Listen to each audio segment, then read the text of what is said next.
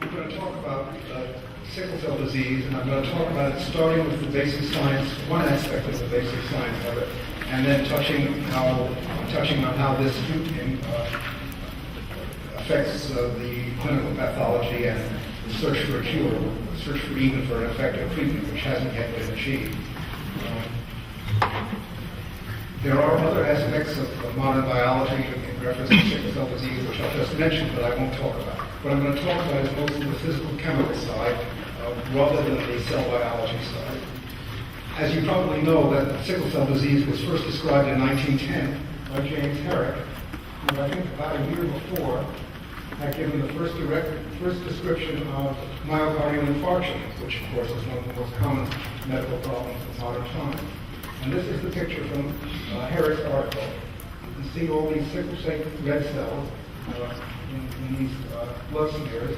And at that time, of course, nobody had any idea what this was. And it took many years before it was discovered that it was a genetic abnormality.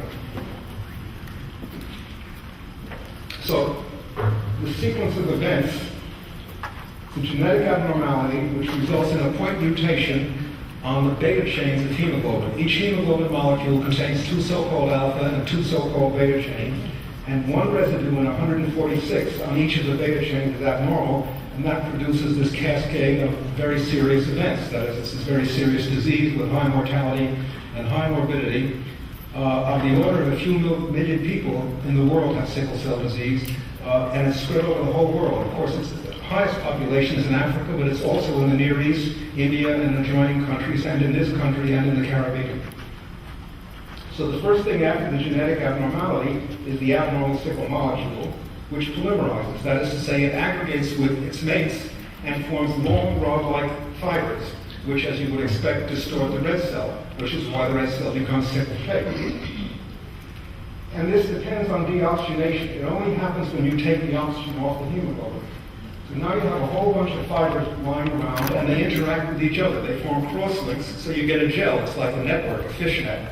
And that gel is solid-like. So you have a solid-like interior to the red cells. They're no longer flexible, and therefore they stop up the capillaries. Now, there are other reasons that they stop up the small vessels, but one of the reasons is the rigidity that the gel produces. So going up in size, we start here with a molecular abnormality. Now we're up to the red cell. That obstructs vessels, and that produces pathology in many organs of the body. It's a very serious disease, and it affects many, many organ systems. And there's no cure for it now. Hydroxyurea, which was developed, I guess, 10 or 20 years ago, is beneficial, but it's the only specific treatment. The rest of the treatment, and this is also important, has been, the rest of the advances in treatment have been better care for individual patients, whereas the age of death, average age of death was probably in the 20s, 30 or 40 years ago. It's much, much longer now, but it still doesn't allow one a normal lifespan usually. I'm going to talk about the biophysical aspects of this and in a number of categories. So first I'll talk about the structure of hemoglobin and the gel. The second I'll talk about the equilibria, that is the chemical equilibria that occur. Thirdly, I'll talk about the kinetics. Kinetics and equilibria are different things. If you mix two reagents, A and B, and they make AB, when that comes to equilibrium, when the reaction stops, that's the equilibrium situation.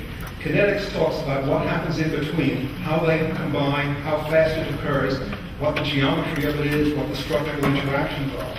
And it's important in medicine, for that matter, as well as in biochemistry, to know the difference between equilibrium and kinetics. And this last thing down here, I can't quite read, but I think it says, can you move that up? Might that be moved up a little bit? Well, anyway, it says rheology and mechanics. Mechanics is obvious, it has something to do with the forces and solid things which you can bend and so forth.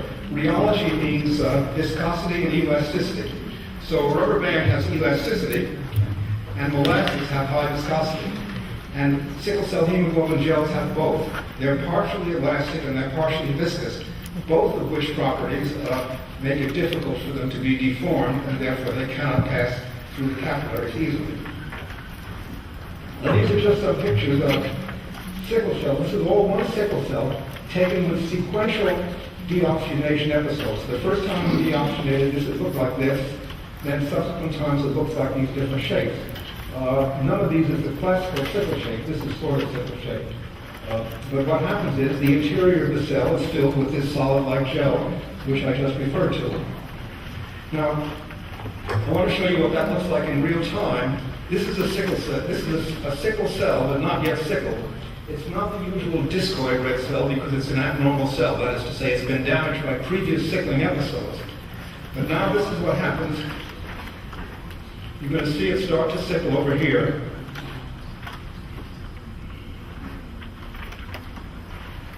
That's when you remove oxygen from the hemoglobin inside the cell. And then when you let oxygen come back, it returns to its previous shape.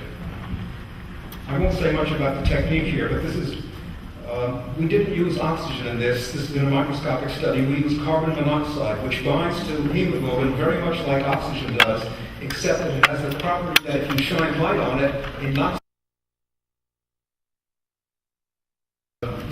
dissolves the polymers which occurred when it was deoxygenated. So going to a level of higher resolution, that is smaller structures, I'm going to show you what happens, the first steps in polymerization. This is not now a red cell. This is just a region of a slide with sickle hemoglobin in here. The bright area in the center simply means that that's a function only of the outputs that we use, so it's irrelevant in terms of the experiment. Now you watch what happens starting up about here. As a function of time, you get small nuclei, which then start to grow long fibers from them. Did I get this? No, I didn't get this started yet. There we go.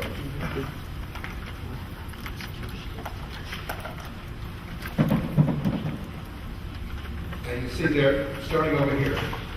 So these fibers nucleate in one spot. The nucleus is a very, very small piece of fiber, and it adds polymers, it adds hemoglobin molecules to the end, and it also branches. So if you have a red cell filled with all this stuff, obviously it's not going to be a normal red cell. It's going to be rather rigid. Okay, now I'm going to show you the process of branching. There are three processes here. One is the nucleation, the original creation of a starting point for a fiber. The second is, once you get fibers, additional fibers can grow on the surface of the previously existing fibers, which is shown in this slide.